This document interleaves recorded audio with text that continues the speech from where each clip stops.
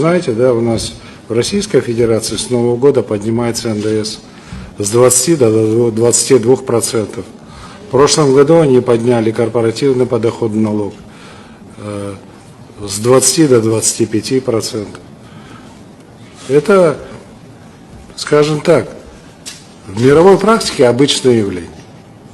Но единственное, в Казахстане, поскольку у нас открытое, слышащее государство, мы целый год эту реформу обсуждаем с вами, с бизнесом и так далее. В других странах ее принимают очень быстро и двигаются дальше. Ана депутат ойланып сөйледі ме екен, у нас в России деп. Ана осыған дейін хет етіп бергендер, біз Ресейге ешқашан қосылмаймыз, сонда ешнәрсе болмайды, қой араға от салма дейтін әңгімелер. Негізі бұндай әңгімені ешқашан адам жай айтпайды ғой. Сіздер Инстаграмда жаңалық оқымайсыңдар ма, көрмейсіңдер ма, депутаттардың не істеп отқанын білмейсіңдер ма, не сөйлейтіндерін вообще аңғармайсыңдар ма? Кеше Инстаграмды қарап отырсам, бір депутат у нас в России деп отчет беріп отыр. Кәдімгі депутат емес, ол даже министр.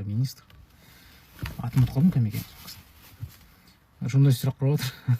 У нас в России деп айтып қалды. Біздікілер Ресейде өмір сүріп жатырмыз деп ойлап жүр уже осы бастан. Союзный государство болады. Қайтадан сол СССРді қалпына келтіру үшін. Сендер сказка деп еш нәрсеге сенбей жүрсіңдер. Ол нәрсе уже болып жатыр, по сути. Былай алып қарайтын болсақ. Білмеймін, қалай қарап жүрсіңдер ма? Әлі дайынсыңдар ма Ресейдің сатында өмір сүруге?